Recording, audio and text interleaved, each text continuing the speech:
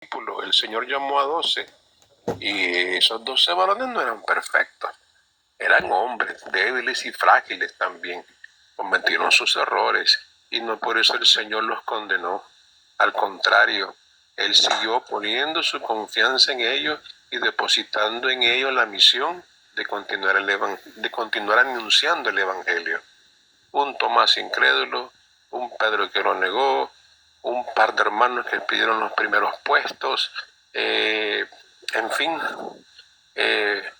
muchos de ellos pues no se equivocaron, pero con la infusión del Espíritu Santo pues ellos comenzaron a dar esos frutos del Espíritu, y que gracias a la intervención divina de Dios en su iglesia y a la perseverancia de ellos todavía pues aquí está la iglesia caminando.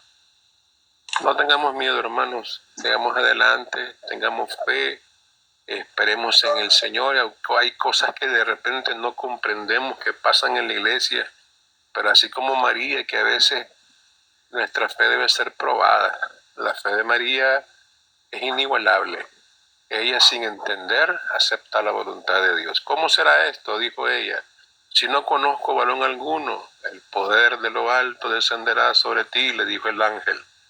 Ella, sin entender, acepta la voluntad de Dios.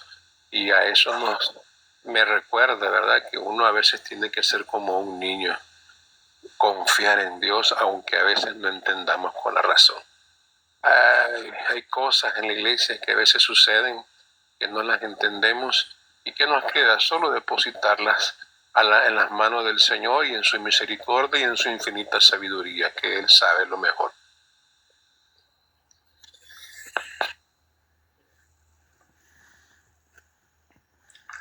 Ya tengo 3 temas.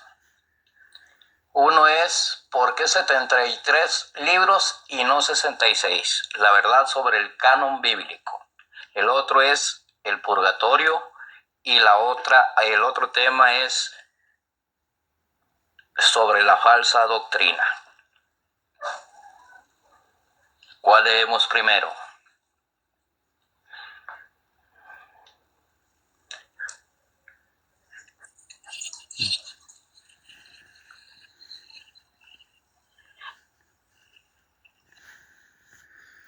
Comparta cualquiera de los 3 temas y ahí nosotros podemos escuchar y aportar pues lo que podamos aportar, ¿verdad? Ok. Vamos a comenzar por qué 73 libros y no 66. La verdad sobre el canon bíblico. Texto base Juan capítulo 16, versículo 13. Pero cuando venga el Espíritu de verdad, Él os guiará a toda la verdad. No es lo mismo tener que agregar. Muchas veces escuchamos, los católicos agregaron libros a la Biblia, pero la realidad es otra. Los católicos conservamos la lista original y otros quitaron libros después. Para entenderlo bien, hay que saber qué es el canon bíblico. Es la lista oficial de libros que la Iglesia reconoce como inspirados por Dios y dignos de ser leídos como palabra santa. La diferencia en números. Biblia católica, 73 libros en total. Antiguo Testamento, 46 libros. Nuevo Testamento, 27 libros. Biblia protestante, 66 libros en total. Antiguo Testamento, 39 libros. Nuevo Testamento, 27 libros. ¿Dónde está la diferencia?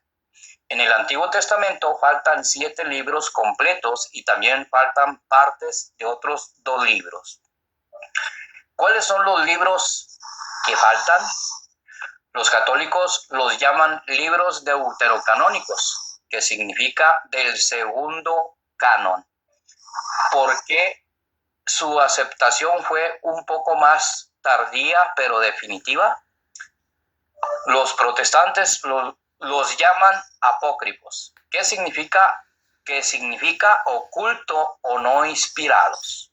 Son esos 7 libros: Tobías, Judith, Sabiduría, Eclesiástico o Sirácida, Baruch, Primera de Macabeos, Segunda de Macabeos. Y además, en la Biblia católica vienen completos los libros de Esther y Daniel, incluyendo pasajes que en otras versiones se quitan, como la historia de Susana, el canto de los 3 jóvenes en el horno, Bel y el dragón. ¿Por qué los católicos los tenemos? Porque eran los que usaban Jesús y los apóstoles. En tiempo de Cristo, los judíos que vivían fuera de Palestina usaban una traducción griega llamada la Septuaginta, o la Biblia de los 70. Esta Biblia incluía estos 7 libros. El Nuevo Testamento cita muchas veces el Antiguo Testamento y en varios casos usa textos que solo están en la Septuaginta y por tanto en nuestra Biblia. ¿Por qué la iglesia primitiva los usó siempre? Durante los primeros siglos, la iglesia siempre leyó y usó estos libros en la liturgia y en la enseñanza.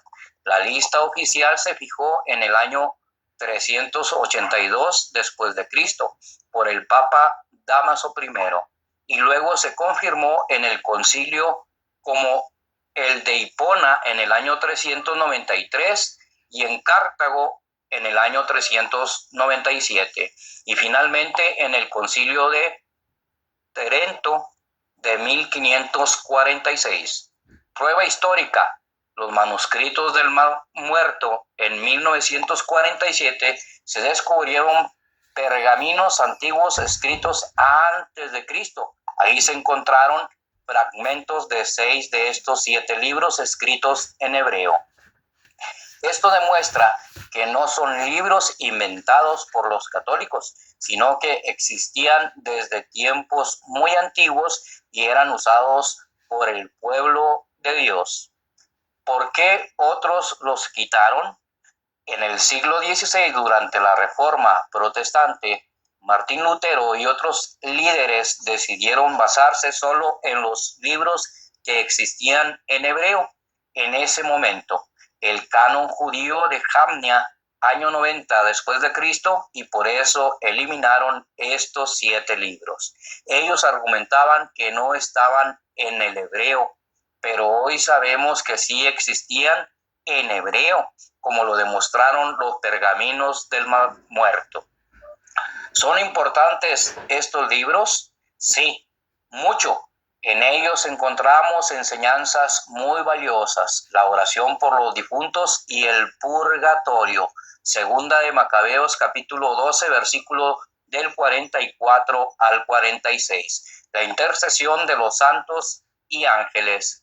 La importancia de las obras buenas junto con la fe.